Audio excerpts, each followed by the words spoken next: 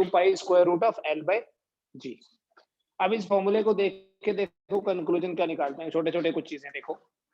अगर किसी पेंडुलम की लेंथ बढ़ेगी तो टाइम पीरियड बढ़ेगा, और अगर हम किसी जगह की एक्सेलरेशन ड्यू टू ग्रेविटी बढ़ा दें तो टाइम पीरियड कम हो जाएगा। बट अगर एक्सेलरेशन ड्यू टू ग्रेविटी कम होगी तो टाइम पीरियड बढ़ जाएगा। ठीक है, जैसे एक सिंपल पेंडुलम लेते हैं। The time period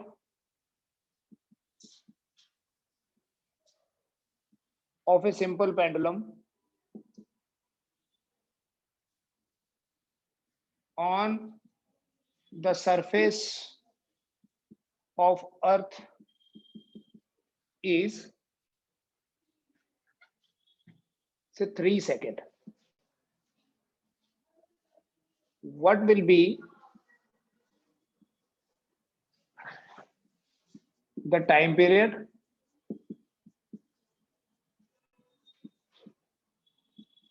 when the pendulum is taken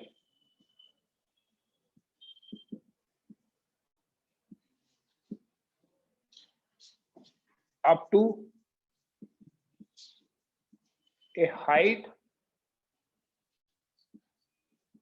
equal to half of the radius of earth?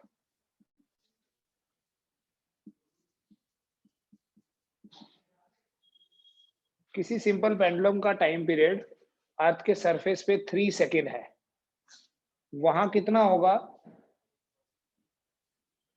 जो पॉइंट अर्थ के सरफेस से उतनी ऊपर है जितना अर्थ के रेडियस का हाफ है। मतलब ये ग्रेविटेशन पे बेस्ड क्वेश्चन है। वी हैव स्टडीड कि acceleration due to gravity vary करती है with increase in height on the surface of earth. देखिए, अगर मैं टाइम पीरियड टी ले लूं on the surface of earth, t equals to 2 pi square root of L by G, and at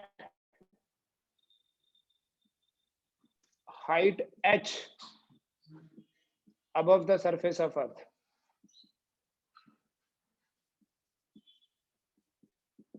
जो time period होगा वो होगा 2 pi square root of L by GH। यहाँ GH आपको पता है बेटा, जिनको नहीं पता है ये फॉर्मूला यूज कर सकते हैं हम। GH equals to G into R over R plus H whole square. H given है, you can put the value.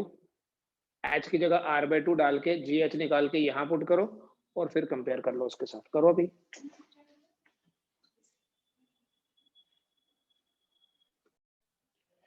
GH कितना आ जाएगा आपके पास, अगर आप यहाँ वैल्यू डालोगे GH आ जाएगा 4/9G। आया या नहीं आया? कैसे? H की जगह R/2 लिखोगे, this will become 3R/2। 2 will go up, 2/3 का स्क्वायर हो गया, 2/3 का स्क्वायर हो गया तो 4/9 नहीं हुआ। GH आपके पास आ गया 4/9G। इसलिए हाँ, तो कैसे बेटा क्या कर रही है? R over R, 2R plus R क्या हुआ? 5R। So T dash equals to 2 pi square root of L by GH की जगह क्या लिख लूं? 4/9G। ये जो 4/9 है दिस विल बिकम 3/2। डिनोमिनेटर में 2/3 आएगा बट न्यूमरेटर में it will become 3/2 into 2 pi root L by G। तो T dash equals to 3/2। What is this 2 pi root L by G? ये तो गिवन है, T है, ठीक है। It is equal to 3/2 into 3, that is 9/2, 4.5 second.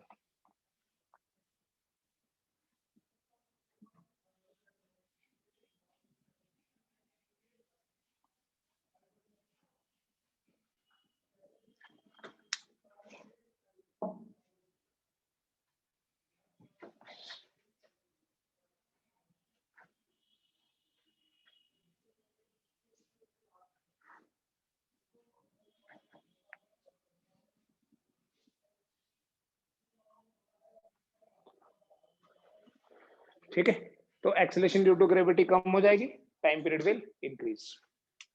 दूसरा बेटा इसी एक्सप्रेशन को देखें, it is like 2 pi root L by जी।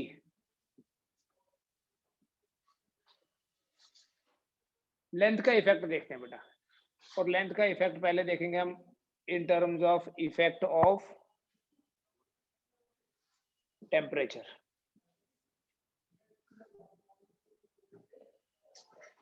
ठीक है, थोड़ा सा मैंने आपको ये थर्मल फिजिक्स में भी आइडिया दिया था। टेम्परेचर बढ़ाने से क्या होता है, लेंथ बढ़ेगी, है ना, और जब लेंथ बढ़ेगी तो टाइम पीरियड बढ़ेगा। थर्मल एक्सपेंशन बढ़ा हुआ हमने with increase in temperature,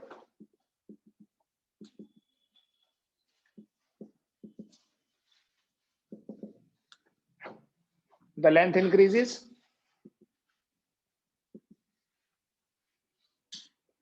and hence the time period will also increase.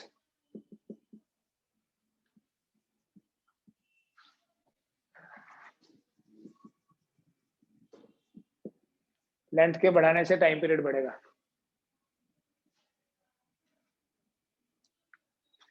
If L is the length at temperature theta, temperature को थीटा से रिप्रेजेंट करना पड़ेगा बिकॉज टाइम पीरियड को कर रहे हैं हम टी से, and L dash be the length at temperature theta plus delta theta, then T dash will be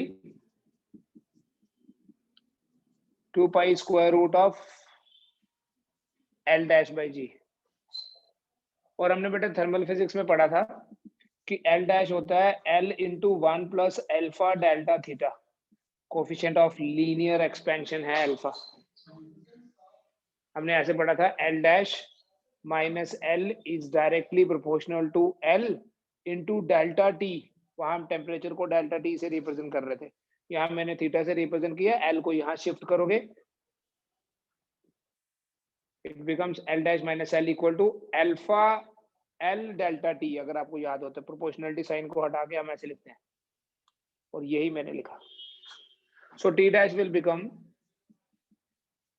2 pi square root of L dash की जगह क्या आ जाएगा बेटा, L into 1 plus alpha delta theta divided by g. क्या हम इसको आगे ऐसे लिख लें, 2 pi square root of L by g into 1 plus alpha delta theta power 1/2 का रूट जो है वो कॉमन कर लिया, सेपरेट कर लिया in fact.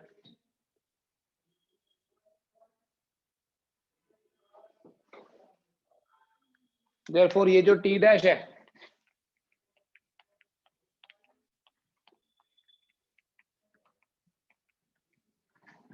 therefore T dash equals to 2 pi root L by g तो हो गया T into 1 plus alpha delta theta power 1/2।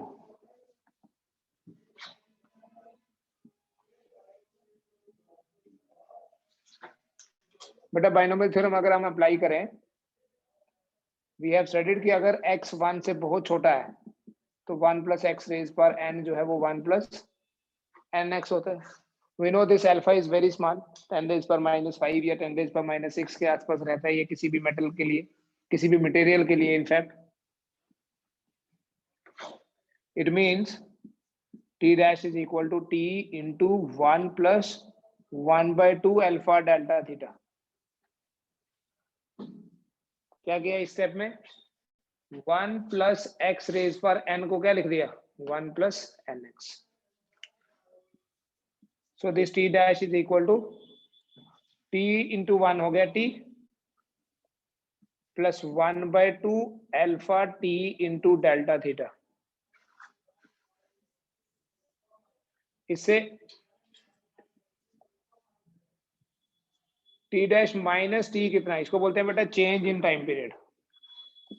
Therefore change in time period is equal to t dash minus t, and that t dash minus t will be equal to 1 by 2 alpha t into delta theta.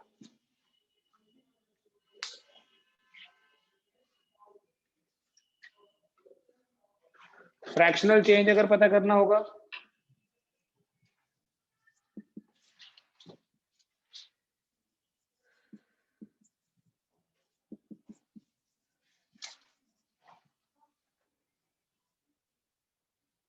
that is equal to change in time period divided by original time period, तो वो आ जाएगा सीधा direct लिख सकते हो, याद रखना ये formula, fractional change in time period is equal to 1 by 2 alpha delta theta.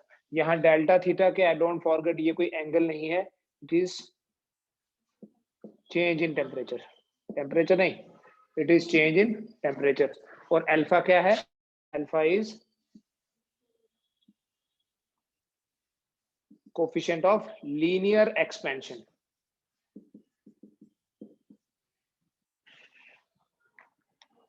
So this way अगर परसेंटेज पता करने, परसेंटेज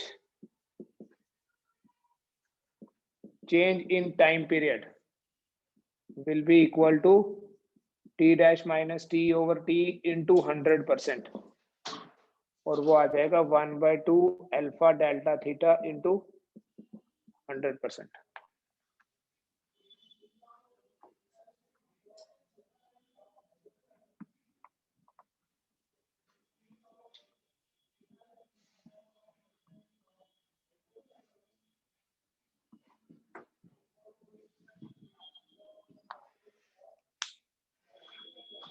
ठीक है, तो टेम्परेचर बढ़ाने से टाइम पीरियड बढ़ेगा, कितना बढ़ेगा वो ये है, फ्रैक्शनल कितना होगा वो ये, and percentage it is always expressed in terms of alpha and change in temperature.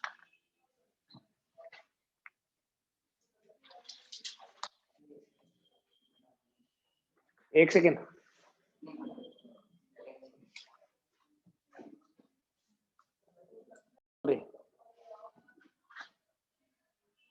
बोल, टाइम पीरियड का ये एक्सप्रेशन है t equal to 2 pi root L by g.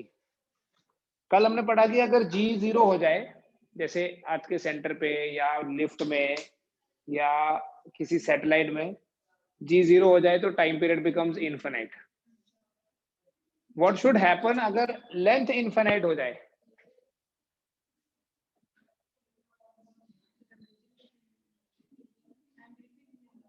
तो ऐसा इट शुड हैपन, मैंने पूछा व्हाट विल हैपन नहीं, what should happen. तो इट लुक्स कि अगर लेंथ इनफिनाइट हो जाए तो time period should also become infinite, but that doesn't happen actually. हम लेंथ बढ़ाते जाएं बढ़ाते जाएं बढ़ाते जाएं, मान लो एक आदमी मून पे खड़ा हो गया और वहां से उसने एक पेंडुलम हैंग करके ये यहाँ अर्थ तक लाया, मून से अर्थ तक आ रहा है, तो उसको अगर हम यहाँ से हिट करेंगे तो क्या वो ऑसिलेट नहीं करेगा? लेंथ तो इनफिनाइट कर दी ना, प्रैक्टिकली वो 4 लाख किलोमीटर दूर हो गया, लेकिन पेंडुलम तो ऑसिलेट कर रहा है। इसका मतलब यह है कि लेंथ ज्यादा होने से टाइम पीरियड ज्यादा नहीं होगा, ज्यादा तो होगा बट इनफिनाइट नहीं होगा। अगर लेंथ इनफिनाइट हो जाए तो time period will be some finite value. ठीक है, कितना होगा वो देखते हैं। लेंथ 0 तो पेंडुलम ही नहीं हुआ ना, फिर किसको ऑसिलेट कराना है जब लेंथ ही नहीं है? वो तो 0 ही है।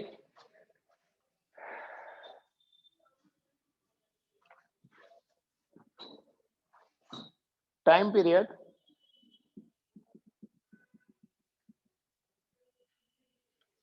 of a simple pendulum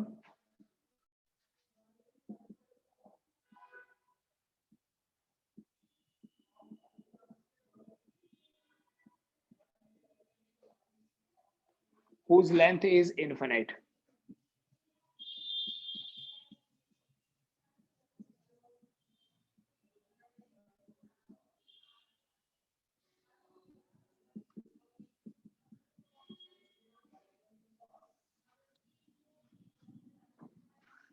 एक सिंपल पेंडुलम का टाइम पीरियड कितना होगा? ऐसा सिंपल पेंडुलम जिसकी लेंथ इनफिनाइट है। सपोज ये अर्थ है, ठीक है, और ये पेंडुलम अर्थ के ऊपर है and it is coming from a very far of point, तभी तो बोलेंगे इनफाइनाइट लेंथ। बेटा देखना एक चीज समझना, अगर ये एक पेंडुलम है और यहां से मैंने इसको फिक्स कर दिया, मैं इसको थोड़ा सा ऑसिलेट कराता हूं तो it goes hair and this is theta, ठीक।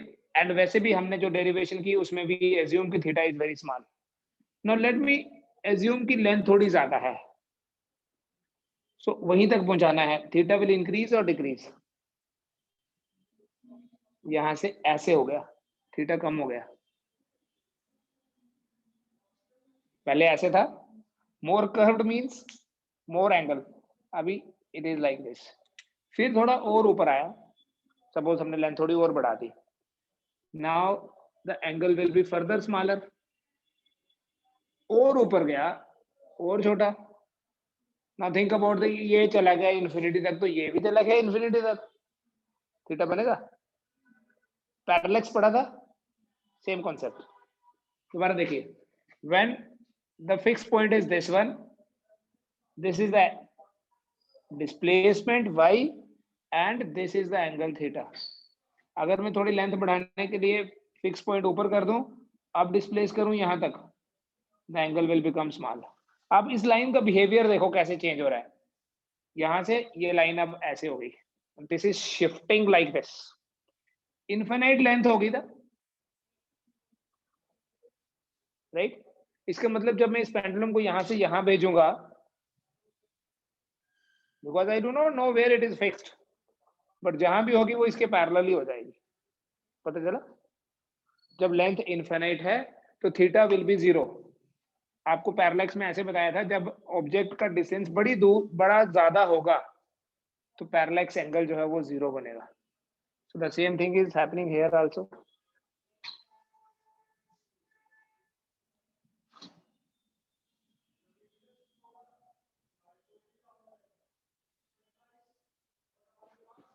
यहां बेटा जो वेट की डायरेक्शन है, वेट एक ऐसी फोर्स है जो किसी भी बॉडी को अट्रैक्ट करती है towards the centre of earth, so this will be the direction of weight, mg, and if this angle we consider as theta, this will be mg cos theta and its perpendicular component will be here, that will be mg sin theta, ठीक है। और we can take it otherwise, जैसे हम पहले calculation करते हैं, पहले ये समझो cos थीटा sin थीटा तो वैसे ही है, ये समझो कि जब हम लेंथ बढ़ाएंगे, यहां बढ़ा दो, लेंथ के बढ़ाने से जो यहां ऊपर एंगल बन रहा था वो नहीं बनेगा, कहां पर, at the point of suspension. ये आपके पास एक पेंडुलम है जिसका पॉइंट ऑफ सस्पेंशन बड़ी दूर है और ये है अर्थ, ठीक है। इसके वेट की डायरेक्शन किधर है, टुवर्ड्स द सेंटर ऑफ अर्थ। हमने इसको डिस्प्लेस किया, इट गोज हेयर, बट ये थ्रेड ऐसे नहीं बनाना, बिकॉज ये इंफिनिटी से आ रहा है, तो जो एंगल बनेगा वो जीरो होगा, the thread will be like this. तो यहां पर जो वेट होगा उसकी डायरेक्शन ऐसी होगी, mg, तो mg is always towards the centre of अर्थ। अब अगर मैं ये इसको एज्यूम कर लूं थीटा, वो वाला थीटा है ही नहीं है, मतलब एंगल का कुछ ना कुछ नाम तो रखना है, तो ये mg होगा और ये होगा mg cos थीटा और ये होगा mg sin थीटा। मैंने ये वाला थीटा क्यों ले लिया, I will analyse it with the help of this triangle, नहीं तो मुझे यहाँ एक ट्राइंगल और बनानी पड़ती अगर यहाँ लूंगा तो थीटा। एट एनी पॉइंट, ये मान लो O है, ये P, at any point P the weight of the Bob, इस स्फीयर को बॉब बोलते हैं, will be towards the center of earth।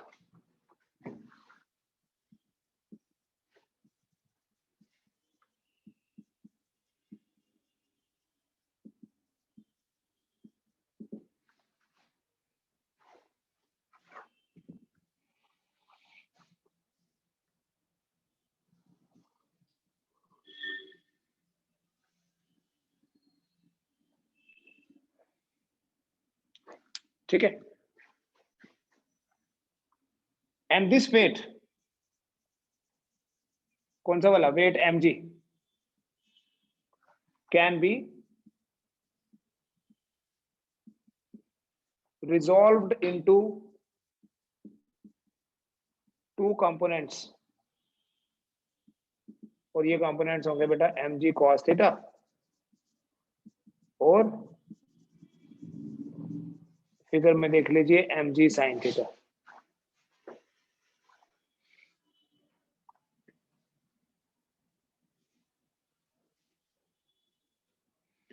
बेटा mg cos थीटा क्या करेगा, यहां वापस लाएगा, ऑसिलेट करेगा ना ये। mg cos theta will provide restoring force, और mg sin थीटा क्या करेगा, टेंशन। इतना करो पहले, बच्चे तो करते हैं। अच्छा चलो जी, mg cos theta will provide the restoring force, ठीक है, टेंशन छोड़ दीजिए। रिस्टोरिंग फोर्स की अगर हम बात करें, ये मैं यहां से मिटा रहा हूं, I will write F equals to minus mg cos theta, why cos, why minus, because it is towards the mean position. So we can write this m into a equal to minus mg into cos theta. M and m will be out.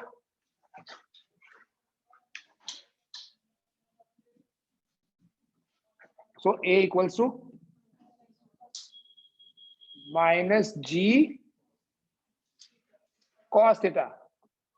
Now here theta is not small कि हम उसको neglect करके cos theta, sin theta की जगह theta लिख देते थे। यहाँ तो ट्राइंगल में दिख रहा है आपको, ये एक्यूट एंगल है। ध्यान से समझना बेटा, मान लीजिए ये डिस्प्लेसमेंट है y, it is like this, ये डिस्प्लेसमेंट है y, ये तो ऑलमोस्ट अर्थ का रेडियस है, बिकॉज दिस डिस्टेंस, मैंने बोला this is centre of earth, this is radius of अर्थ, तो ये अगर पेंडुलम अर्थ के सरफेस से ज्यादा दूर नहीं है तो ये r ही तो हुआ, मतलब ये वाली डिस्टेंस तो कितना होगा, if it is near the surface of earth it will be close to the surface of earth, means ये वाला डिस्टेंस इस रेडियस के कंपैरिजन में नेग्लिजिबल है। So we can write this cos theta equal to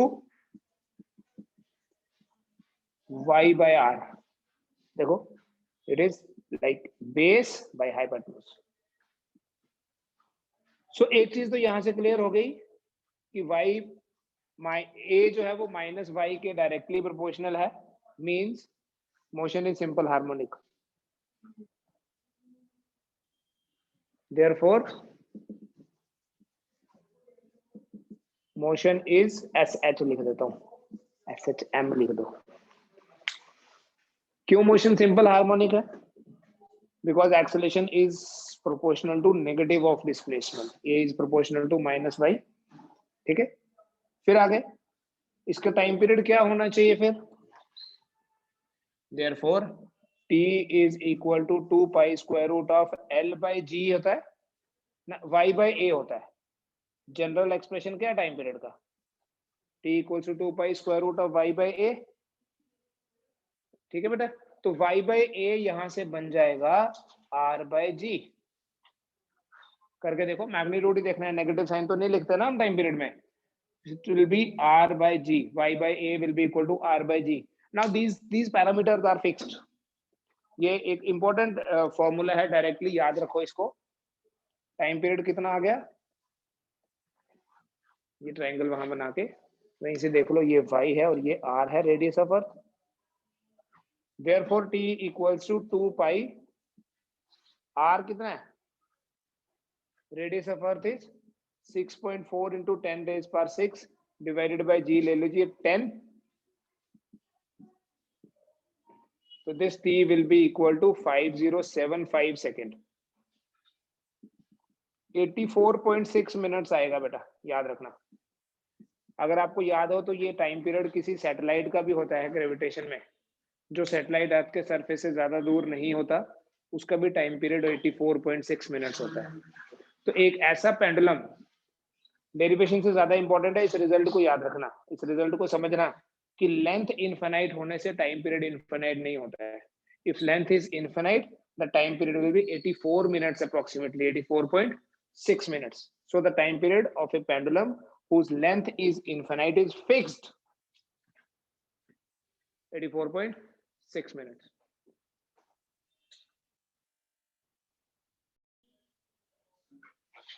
Question 47 says कि the length of a pendulum is increased by 44%. एक pendulum की length 44% increase हो गई तो टाइम पीरियड कितने परसेंट इंक्रीज होगा? आपको पता है टाइम पीरियड डायरेक्टली प्रोपोर्शनल होता है square root of length. Length 44% बढ़ गई मतलब length will increase from 100 to 144. ठीक, लेकिन रूट एल जो है, क्योंकि रूट एल जो है दैट इज टाइम पीरियड, तो root L is from root 100 to root 144. ठीक है, this is going to be from 10 to 11, 10 to 12. तो ये टाइम पीरियड है, it will go from 10 to 12. बेटा 10 से 12 होना मतलब 100 से कितना होना? 120. तो time period will increase by 20%. और भी देखिए ऐसे क्वेश्चंस होंगे इसमें जो पेंडुलम पे बेस्ड है. क्वेश्चन नंबर 5 इज, 5 बोला ना, y equal to 5 sin pi into t by t plus 4, then the value of a in meter is. देखो, in general we write y equal to a sin omega t. We can also write omega t plus some angle phi. Angle add कर सकते हो आप. सो इसको इसके साथ कैसे compare करेंगे? We can write y equal to a sin 2 pi by T, omega की वैल्यू है, प्लस इंटू टी प्लस 5. ठीक, अगर इसके जैसा बनाना चाहूं तो I can write it as y equal to a sin pi into 2t by plus 5 by pi. अब इसके जैसा बना, तो a इज 5, स्मॉल t का कोफिशिएंट यहाँ 1 है, यहाँ क्या है 2 बाई टी, तो 2 बाई टी इज 1. ठीक है, और तो कुछ पूछा नहीं सर. हाँ, यहाँ स्मॉल t का कोफिशिएंट क्या है 2 बाई टी, और यहाँ क्या है 1. तो कंपेयर करो ना, यहाँ है a साइन पाई, यहाँ है 5 sine pi, so that means a is 5, t equal to 2 आएगा.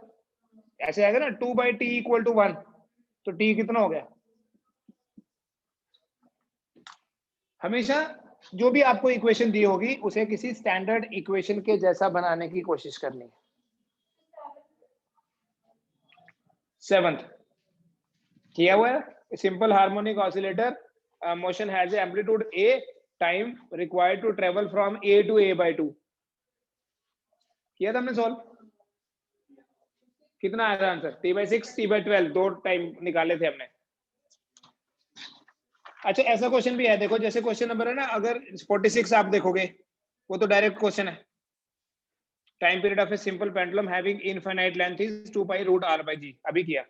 But if the length of pendulum is equal to radius of earth, in general जो टाइम पीरियड है ना, ये याद रखना, time period of a pendulum, general formula देखिए time period का क्या है. It is t equal to 2 pi square root of 1 bye g into 1 by L plus 1 by R. This will be applicable in every situation. इसमें L तो length of pendulum है और R है radius of अर्थ. ये general formula है. आपके सारे questions इसमें इसके बेसिस पे हो जाएंगे. कैसे? देखो, अगर L बहुत छोटा है रेडियस से, जो नॉर्मली हम बात करते हैं अर्थ पे, हमने कोई पेंडुलम बनाया जैसे कल जो बात कर रहे थे, अगर L बहुत छोटा है R से, तो 1 बाय L जो है बहुत बड़ा होगा 1 बाय R से. समझ में आ रहा है? मैं अगर रेशो ये रिवर्स कर दूं इसको, तो इनइक्वालिटी रिवर्स हो जाएगी. जैसे मैं बोलूं 2 is less than 3, but 1/2 is more than 1/3. है या नहीं? 1/2 is 0.5, 1/3 is 0.3. So अगर L बहुत छोटा होगा R से तो 1/L बहुत बड़ा होगा 1/R से, और जब 1/L बहुत बड़ा होगा तो हम क्या करेंगे? Then 1/L plus 1/R को approximately 1/L लिख लेंगे. In that case, your T will become 2 pi square root of 1/G into 1/L. So it will be equal to जो हम normally कर रहे हैं 2 pi root L/G. पता चला? अगर लेंथ बहुत छोटी होगी as compare to radius of earth, लेकिन अगर लेंथ बहुत बड़ी होगी, जैसे अभी इन्फिनाइट वाला किया था, देखते हैं वही आता है या नहीं आता है, खुद करके देख लो. अगर लेंथ बहुत बड़ी होगी तो ये वाला फैक्टर निगलेक्ट हो जाएगा, 1/R रहेगा, तो R will go up, will become R/G. दूसरा केस खुद कर लो. अगर लेंथ बहुत छोटी है तो ये आ गया जो नॉर्मल केस है, बट एक्सेप्शनल केस ये है कि लेंथ अगर इन्फिनाइट होगी तो ये टर्म 0 बन जाएगी, ऐसे भी बोल सकते हो. 1/∞ विल बी 0, तो ये 0 plus 1/R, R will go up R/G. And दूसरी चीज जो क्वेश्चन भी है अभी, अगर L और R बराबर है, अगर किसी पेंडुलम की लेंथ उतनी है जितना अर्थ का radius, then time period will be equal to 2 pi square root of 1/G into 1/R plus 1/R. This will become 2 pi 1/G into 2/R. So that is 2 pi root R/G, R/2G. अगर आप यहां value substitute करोगे ना, this will be approximately 100 minutes. Check कर लेना, वैसे मुझे लग रहा है ये 100 मिनट के आसपास होता है.